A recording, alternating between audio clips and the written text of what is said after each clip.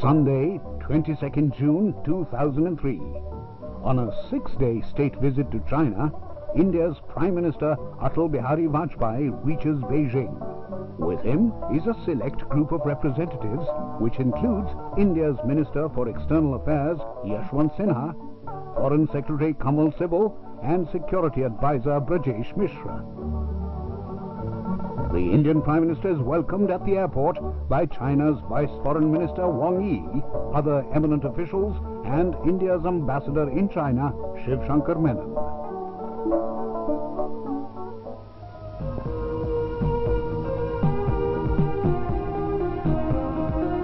China's capital, Beijing, known as Peking till 1949, spreads over an area of 16,808 square kilometers, with a population of 12 million. Its climate is continental with extreme summers and winters. The coldest month is January and the hottest July. The main and most popular means of transport among the Chinese people is the bicycle. Cyclists have their own separate roads, distinct from those used by petrol and diesel vehicles. This is a novel and sure way of solving the ever-increasing environmental and pollution problem.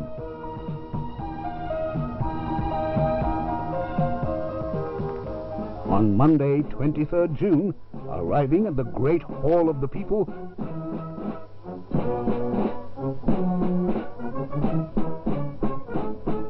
Prime Minister Vajpayee is welcomed by the Chinese Prime Minister Wen Jiabao. A charming little Chinese girl presents a bouquet to the Indian Prime Minister in a special Chinese manner. The Indian Prime Minister is now given a formal welcome of great decorum, together with a ceremonial march past.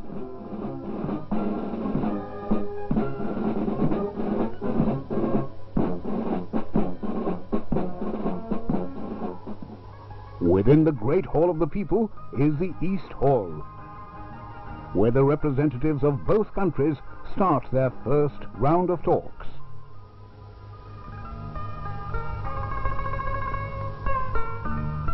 In the presence of both Prime Ministers, a new direction is given to the bilateral relationship.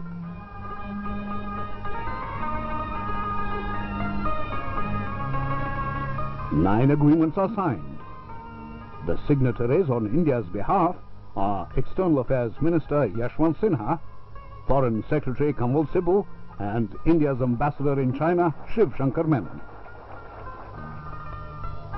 The objectives of these agreements cover the exchange of science and technology, human resource development, the supply of energy, and some novel ideas regarding cooperation in the cultural field. The agreements should prove beneficial in financial and commercial areas.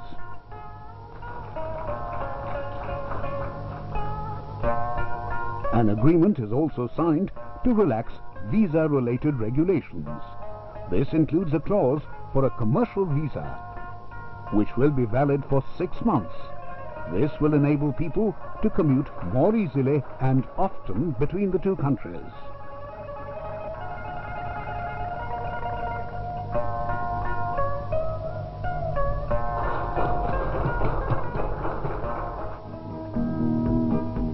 The Indian Prime Minister visits Peking University to inaugurate the Center for Indian Studies. A banner bearing the university's name in Devanagari script seems to herald the heartening possibility that the ancient Indo-Chinese relationship may be rekindled with vigor. Prime Minister Vajpayee sees some of the books and manuscripts on display.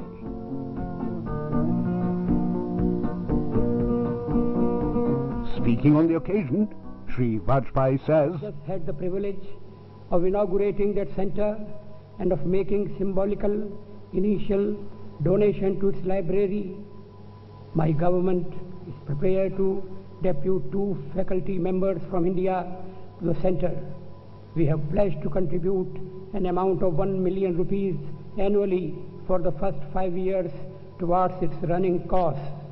we can fund an annual scholarship at an appropriate institute in India for a student of the center.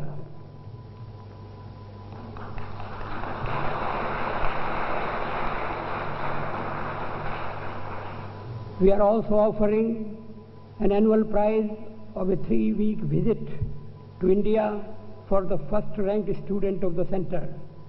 I propose we call this the Tan Yun Shan Award in memory of that modern-day pioneer of India-China cultural understanding.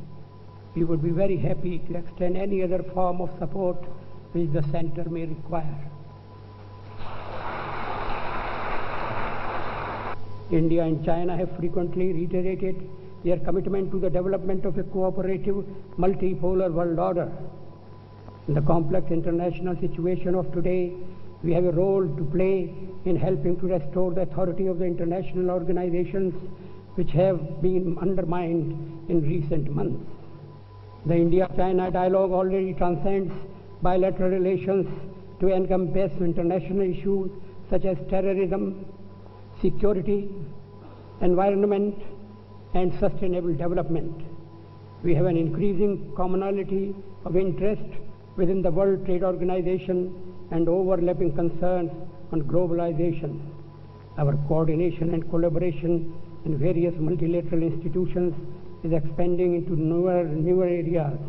A small but important example of such effective joint action is our cooperative effort to make the infrastructure lending policies of the World Bank more rational. India and China can create this destiny. Thank you.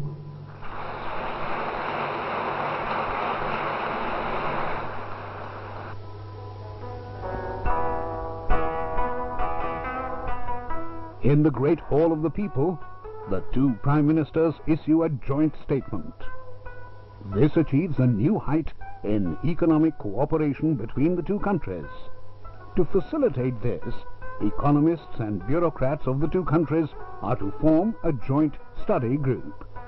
This group will explore new avenues and pinpoint areas for establishing multi-purpose economic contacts. The group will also make comprehensive plans to develop these.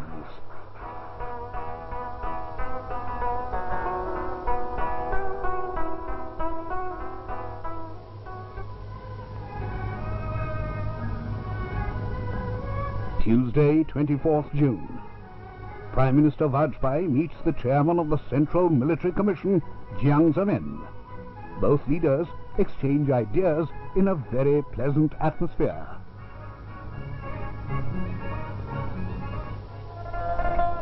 Next on the Prime Minister's schedule is a visit to the Forbidden City, which is located exactly in the center of Beijing. This ancient complex houses the royal palaces of the Ming and Qing dynasties. These buildings are now known as the Palace Museums. The complex covers an area of 74 hectares and is the world's largest palace complex. It houses 9,999 buildings. Shri Vajpayee travels through this complex in a battery-operated mini-cart. The Forbidden City used to be the official workplace of Chinese emperors for 5 centuries. The Indian Prime Minister views with great interest this city of vanished rulers, where now thousands of visitors come. In 1987, UNESCO bestowed on the Forbidden City the status of a cultural center of the world.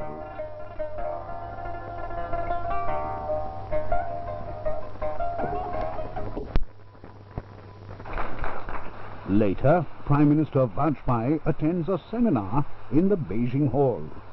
The subject is economic cooperation and development between China and India. Speaking at the seminar, the Prime Minister says, "It's a great pleasure for me to be here today among the premier business representatives of one of the most dynamic economies in the world today. Friends, while our expansion and growth rates have lagged behind China, the Indian economy has also made impressive strides in the last decade or so. In the last 12 years, We have recorded an average annual growth of nearly 6%. India is the world's largest fourth economy on purchasing power parity. Our trade with the world also recorded a steady annual growth of over 8% in the past decade. We can now say with some certainty that Indian private business and industry has come of age in a rapidly globalizing world.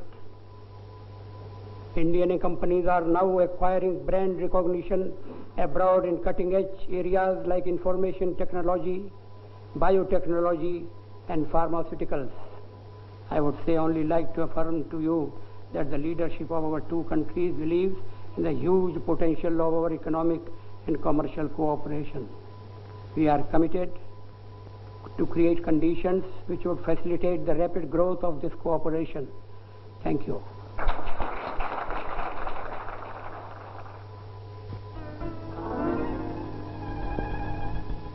On the evening of the same day, the Indian Prime Minister meets China's President Hu Jintao.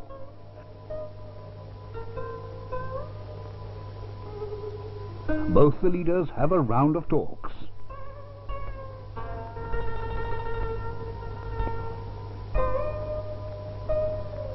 Shri Vajpayee also meets Wu Bangwo, Chairman of the National People's Congress. Wednesday, 25th June 2003, the Indian Prime Minister with his entourage is flown in a special aircraft to the ancient Buddhist city of Luoyang. He is welcomed at the airport by the governor of Henan province and the mayor of Luoyang. Luoyang has seen many empires. It has served as the capital for 9 emperors. It is till today the largest city in the province of Henan.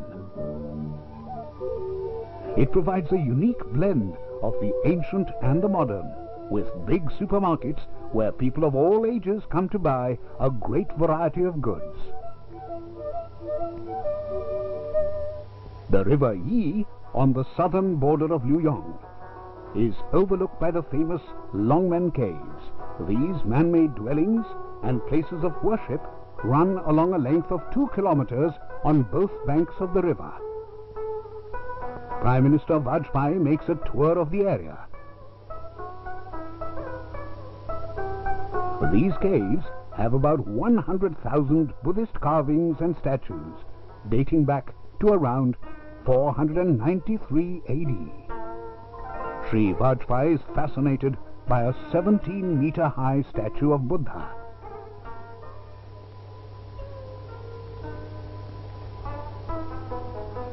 The Indian Prime Minister thanks the governor of Henan for arranging this wonderful tour.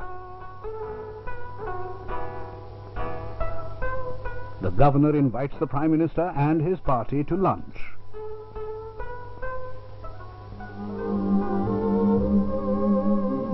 Next, Shri Vajpayee visits the White Horse Temple, situated 12 kilometers to the east of Luoyang.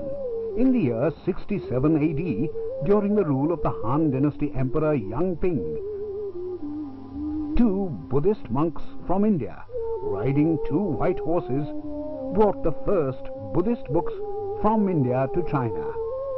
In memory of that great event, the temple has been named the White Horse Temple. This was the first batch of Buddhist monks to arrive in China from India. The monastery has quite a few sections, such as the Mahavir section, the 1000 Buddha section, and the Tower of Bell and Drum. Apart from this, there is a 13-storied pagoda, unique in style and size, in the compound of the monastery. Within the monastery are the samadhis of the 2 monks who first came to China on the white horses. The Prime Minister tours the monastery with great interest and enthusiasm. The atmosphere of the monastery is full of learning, respect, and devotion.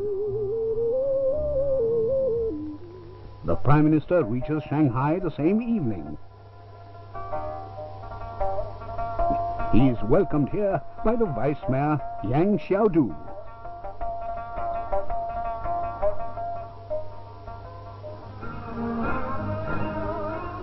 Thursday, 26 June 2003.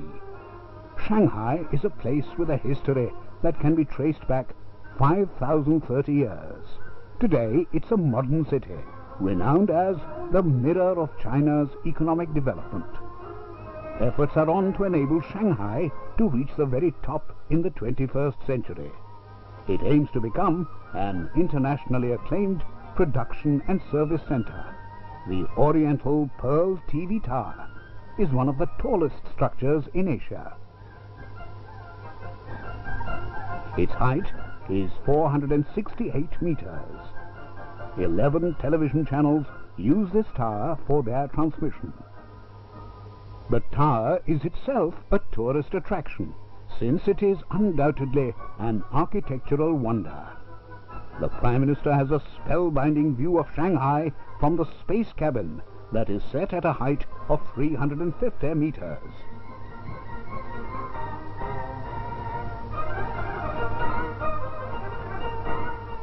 Speaking on the subject of India-China opportunities and cooperation in the field of information technology, Shri Vajpayee says, I am happy to participate in this unique event which focuses on an area of particular promise in India-China bilateral cooperation.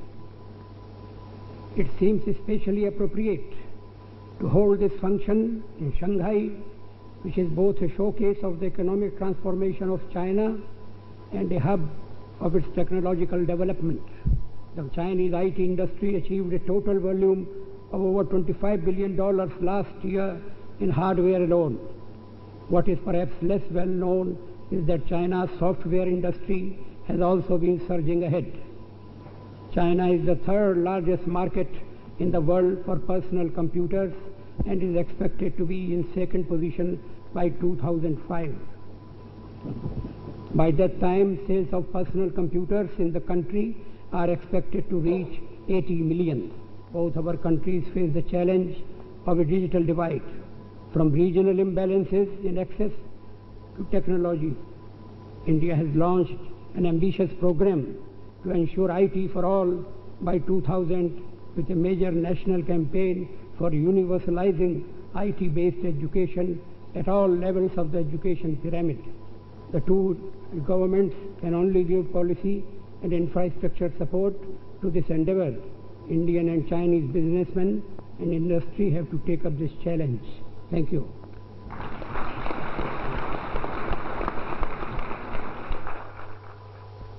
The Indian Prime Minister's visit to China is bound to enhance and improve relations between the two countries. It will also help to strengthen economic and cultural cooperation between these two ancient civilizations that have, for more than 2,000 years, nearly always interacted